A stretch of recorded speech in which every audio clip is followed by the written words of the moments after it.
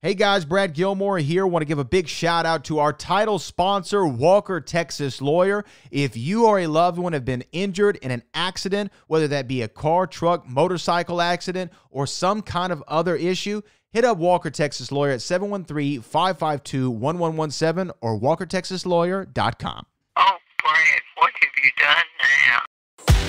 Broadcasting live from Houston, Texas, and around the world.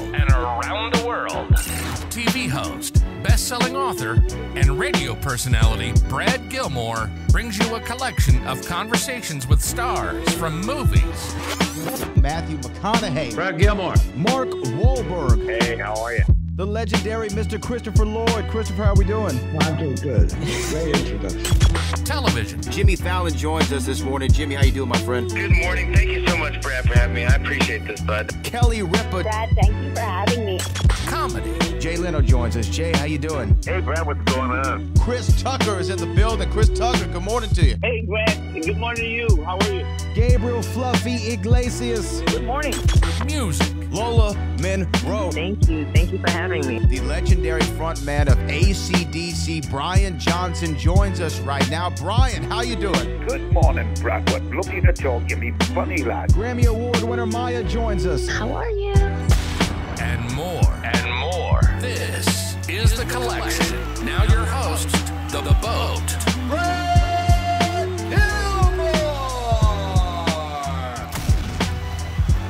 And I'm so excited to be talking to my next guest. You can see him in Disney's The Lion King, which is coming here to Houston, July the 11th through August the 4th at the Hobby Center. You can get tickets at thehobbycenter.org or at Broadway at thehobbycenter.com. You know him as the character Zazu, and he's joining me right now, Nick LaMedica. Nick, how are you? I'm doing very well. Good afternoon. Good afternoon to you. Look, The Lion King, and I'm going to probably, well, I'll put my age out. So I'm 31 years old. So Okay. I think that this movie, if you talk to people who are my contemporaries, The Lion King or Aladdin is probably going to be the ones that they say is the best Disney film of all time. Now, I lay on the Lion King side of it. And this is a film and a story that has continued to resonate with people forever. When did Lion King, though, enter your wheelhouse? When do you remember first seeing it and being and taking in the story? Well, just about a week ago, Lion King, the animated feature, celebrated its 30th anniversary. So I watched it. Very recently, my mom found some stuff that I had drawn when I was a kid. I was on vacation, staying with my grandparents in Orlando, and I wrote in the little journal that we had watched a movie, and what I scribbled was the sunrise from The Lion King.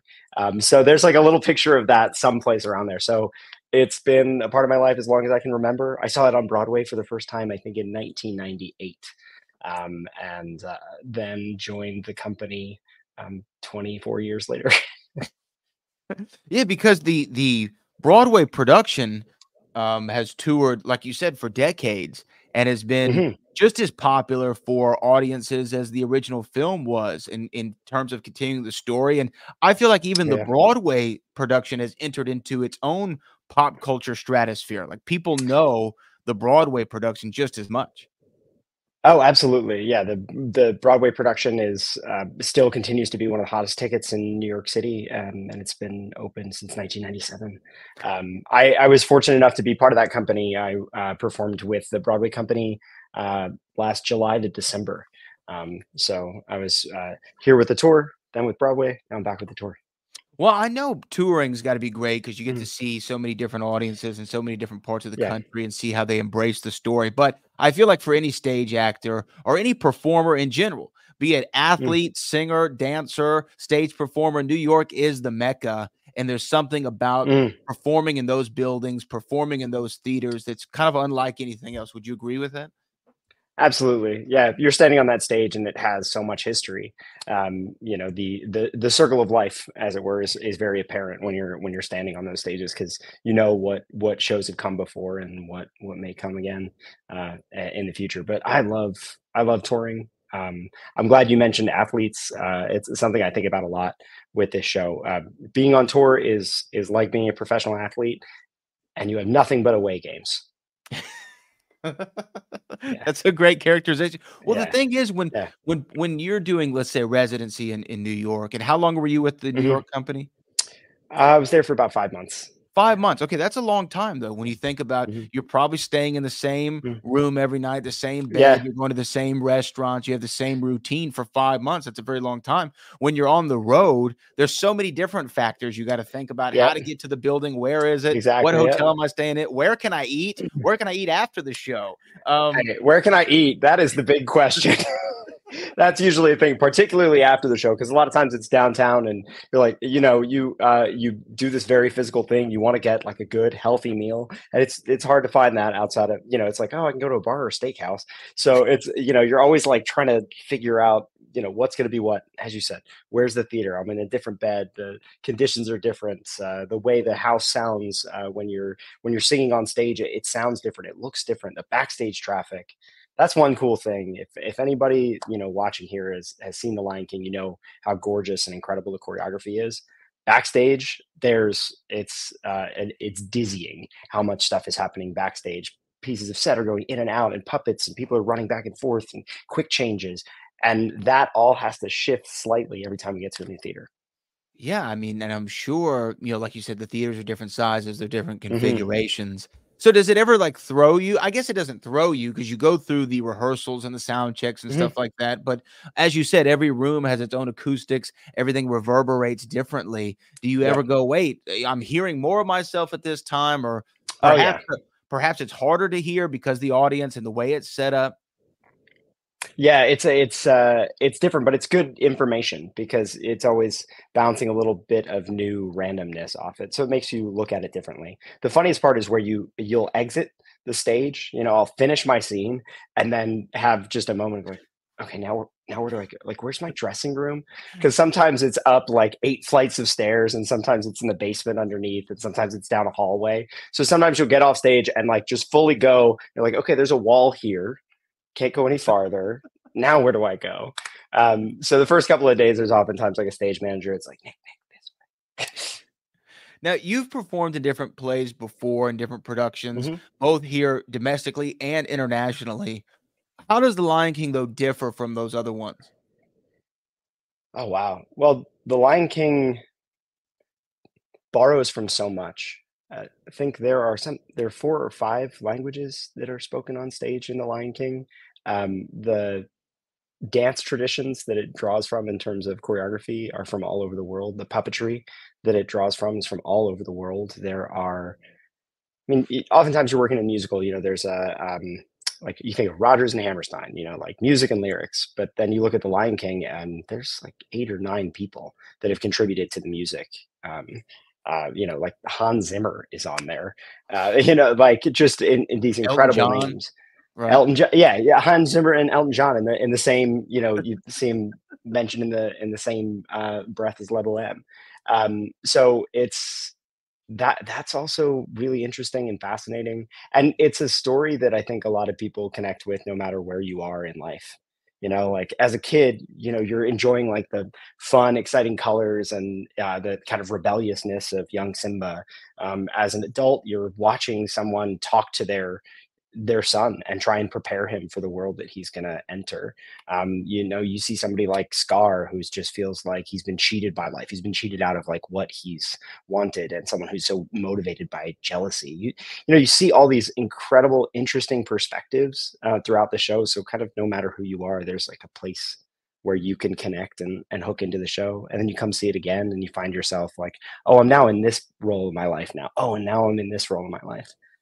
Yeah, that is really probably you nailed it as far as what makes this story and so many of the great stories always continue to be evergreen. Like Yeah. my favorite movie growing up is Back to the Future. My favorite movie is Back to the Future. Hey, amazing. Yeah, and yeah. and when I was a kid, obviously the appeal was Marty McFly is the coolest person I've ever seen, and he has a Uh-huh. car that travels through time. But then when you get older and you watch these movies, you start thinking about them differently. Wow, life is about choices and the small choices Mm, we make, and how one decision can alter the rest of your life. And that's something that came to me later on. Whereas what you were just referring to in The Lion King, it's the same thing. When you're young, it's just this cool, colorful story with this beautiful music. And as you get older, you realize the complexities and the layers to not one character, every character in The Lion King. Yeah, you just keep pulling away those layers, and there's more and more. There's more to it, you know. And are you a Back to the Future eventually fan? it's about their kids. Yeah, I love Back to the Future. I somewhere is photos of the Marty McFly Back to the Future 2 costume that I hand built. I won a Halloween costume contest somewhere with that. I was very proud of that one. So yes, also a Back to the Future fan. I'm glad to hear that. Have to get that one in there real quick for me. Yeah. Last thing on Back to the Future. Do you have a Sure. ranking of the three? Do you have a particular favorite or an order? Yeah. I mean, they're chronological. 1, 2, 1, 2, 3. 3. Yeah. I understand. Yeah. So where does this journey though begin for you personally? When did you say, okay, you know what? Not only do I find the appeal in creating costumes from movies that I love or sketching out pictures from movies that I've seen, where did it come to, hey, you know what? I actually want to participate in this kind of entertainment? Yeah, I was really lucky as a kid. My mother's like a huge fan of music and theater and film, and made sure that I was watching and experiencing a lot of great stuff. My dad is also an entertainer, but it was not anything that I really thought I was going to do. Then, when I was, I think about 8, seeing like one of my first Broadway musicals, and I was like enraptured by it. I was like blown away by the lead performer. And I waited at the stage door, and I literally asked him, like, how do I do what you do? And he gave me real advice, like real practical advice. It wasn't like, oh, follow your dreams or anything. It was like, take dance classes, take singing lessons, learn to play piano, audition for things, audition for lots of different kinds of things. Like, he gave me like actual real advice, even though I was like in 3rd grade, which was awesome. And I kind of ran with it. I had a lot of stage fright, so I like didn't really touch it, and then stumbled my way back into it as a teenager, and said like, "Oh yeah, this is special. This is different. I have the opportunity to connect with people and to tell stories in a way that feels really true to me." So yeah, got back into it then. And the So rest what is history. what was the first play or musical you did? I'm assuming in high school. Yeah. That Oh kind of gosh. with you. In high school, that was probably I was working on some work from Conversations with My Father by Herb Gardner, which is a really gorgeous piece of just a really gorgeous piece of text. So I worked on that, and yeah, that story really was incredible, and it became all this. So what's awesome too about The Lion King, and this is interesting for me because I'm excited. I'm going to be there opening night on the 11th. Amazing. Great. The 11th through the 4th at the Hobby Center. Tickets available at thehobbycenter.org or Broadway at thehobbycenter.com. The very first Broadway production I ever saw was The Lion at this very in theater. New York. No, at the Hobby Center. Theater, at the Hobby Center in Houston when I was a child. Now, the first Broadway show I saw in New York was Mary Poppins, and there was a particular sequence where the chimney sweep, whose name escapes me, is tap dancing upside down, and he goes up the side of the wall and is tap dancing upside down in the ceiling. And I remember being so impressed by that particular thing. But this was the first production I can remember going, a live theater experience. And what's interesting about The Lion King that's different is there's other apparatus that you have to deal with as part of your costume. And that is something that I feel like when you talked about an athlete and likening your travel schedule to it, also the physical needs to produce a show like this and for you to perform in a show like this are pretty great. Did it take well, obviously it took some time, but did it take a significant amount of time to get used to working with, your costume? Oh, absolutely. Yeah. So my costume is like larger than my physical frame. And the key thing that you'll see when you see me play Zazu is the puppet. The puppet is the most complex puppet in the show. I have quite a bit of puppetry in my background, but there's no puppet in the world that's quite like Zazu. So a lot of my training for this was a lot of strengthening of my hands, forearms, like a lot of upper body strength, just to be able to hold him aloft and make him fly, make him seem as light as possible and as articulate as possible. And then a lot of cardio training. I trained for what my goal was starting rehearsals was I need to be able to run for an hour at like a 7 out of 10 effort. And that's what I was like, okay, that's about how long I'm going to need to be on stage at any one given time. So I want to be in a place where my cardiovascular fitness is not the thing that's limiting me. I can do whatever I want creatively because I'm there. And that's something you'll see in this show. This is such an athletic group of people. Who there was somebody in our show who like ran a half marathon and then did a 2-show day. And that's not the most unusual thing. If you like look around in the gyms of Houston and you see some people that you don't quite recognize downtown, it's probably the cast of The Lion King. What is the puppet weigh? If you had to give me a guess. Oh gosh, I'm not sure. I don't think he even weighs more than. Probably doesn't weigh more than 10 or 15 pounds. He's not super heavy, but it's the torque that it requires like to operate the handle that opens his wings and then to hold it aloft. Just to hold the head steady requires a lot of torque. So there's a lot of forearm strength, a lot of wrist strength. Well, but also, 10 or 15 pounds, sure, it could sound light right now, but like if I were to hold this cup of water all day, that water's going to get old, heavy, right? I mean, that's one of the things that you have to learn. So as far as this is one of the things I'm always interested in when it comes to getting prepared for a show day of. I'm sure just like we keep coming back to it, just like athletes or any other performer, they have a process they go through day of. They have the pre-show ritual, whether that be vocal rest for the hour before, or I like to do my warm-ups in the hallway, or the stairwell because there's the good reverberation. Do you have any pre-show rituals that you have to have completed? Yeah, there are particularly vocal exercises. What I'm doing, like the screeching, squawking sounds that I need to do as Zazu. So I need to make sure that I can sort of calibrate where that's at in any given day. And really the ritual that takes the most time and is most consistent is getting into makeup. I'm in the makeup chair for about 40 minutes, 45 minutes before every show. I have a fantastic makeup artist, Kendall Dempster. I'll shout you out, buddy, who does my makeup. It's intricate, it's gorgeous, and it just takes time. It's like when you see those movies and, someone has to be transformed into something. So they're sitting there and there's, people working on them.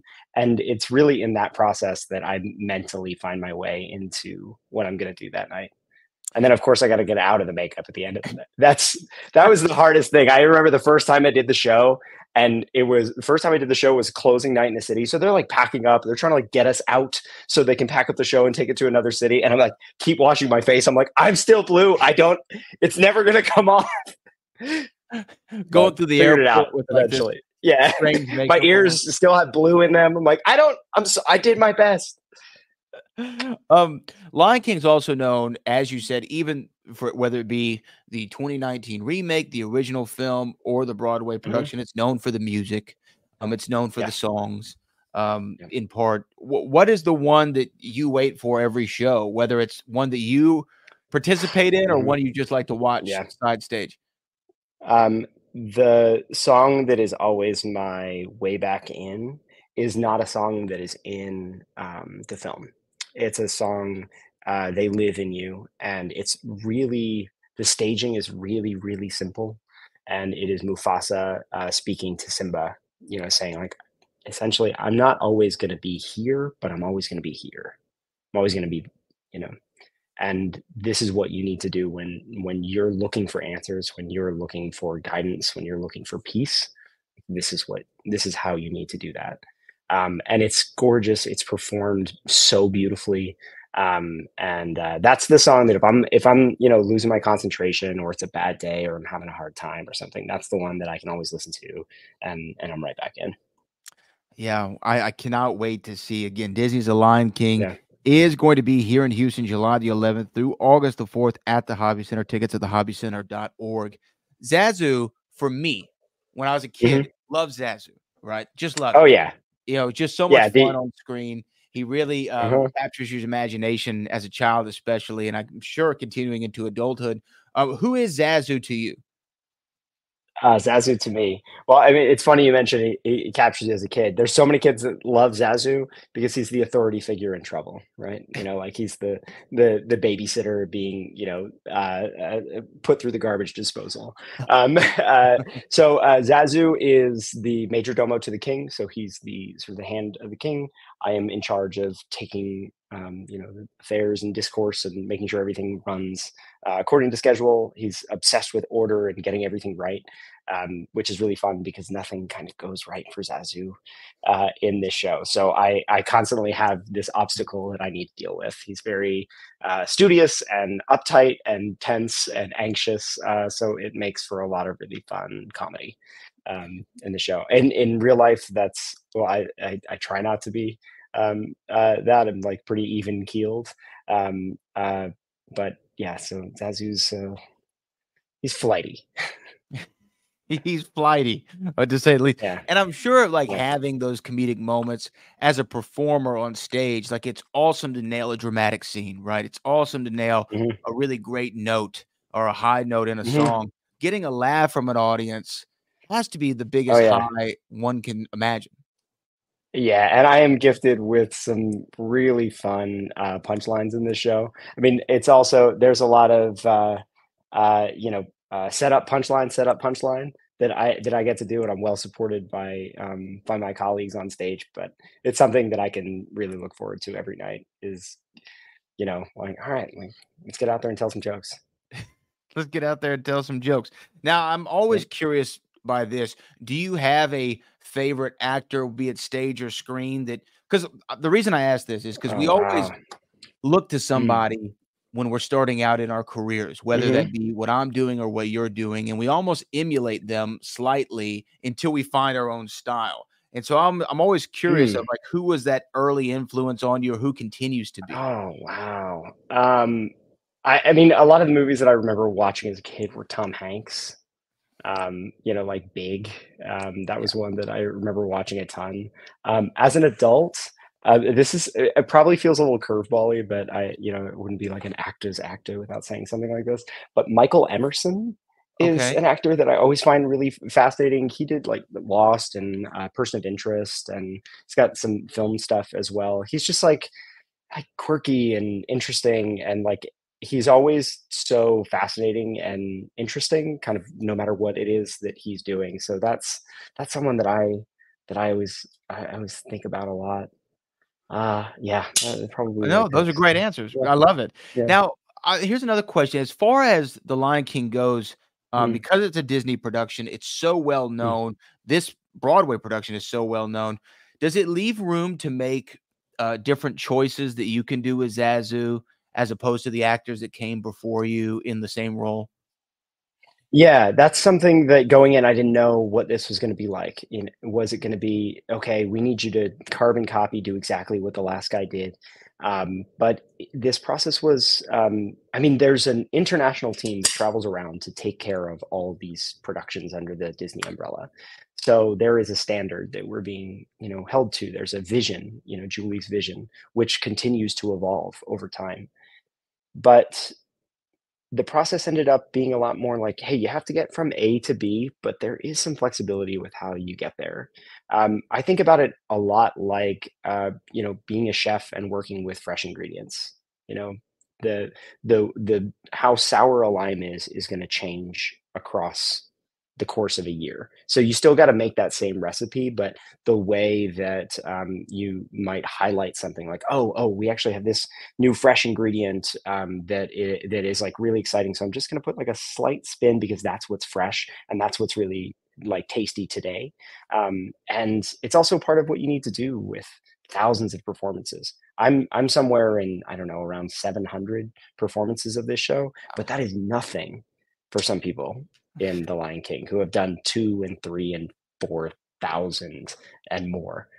performances. So you continue to investigate, you continue to look for new little details, and there's some space for that to continue to evolve. And I'm sure as an actor, especially when you're doing the same role, 700 times, it's nice to find some daylight in between the pages that you didn't know before.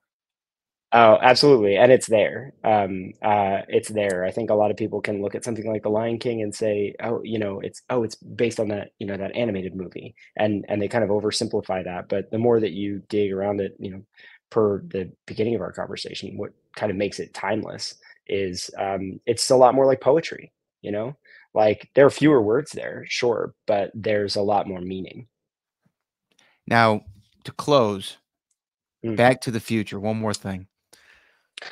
Did you see the Broadway production of Back to the Future in New York I yet? didn't. I did not. I didn't get a chance to see it. That's one of the toughest things about being a professional actor. If you're working, you have the hardest time seeing anything else that's happening, and if you're not working, you don't have the money to do it. So it's this catch-22 of like, okay, I've got to take a vacation so I can go see my friends and things. So I didn't see Back to the Future, but I know it's touring. So It I don't is. know if it's on the schedule for coming to Houston. Did you see it in New York? Yeah, I did see it in New York. Incredible. Awesome. Incredible. Yeah, Incredible. heard great Uh, things about it. One of our former Simbas, I think, was in it. oh, That's also like a really cool thing that you see with The Lion King. You see people like they go and they come back, they go do other shows and they come through and go international. It's awesome. well, you know what? I can't wait to see The Lion King again. Starts July the 11th through August 4th here in the city of Houston at the Hobby Center. Nick, where can people get in touch with you if they want to find you online, follow you, send you Uh, oh some gosh. thank you notes for your Um, incredible performance? sure.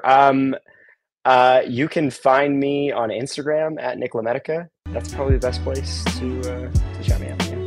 Awesome. Well, Nick, I appreciate you taking the time and can't wait to see you here in Houston. I'm looking forward to it, Brad.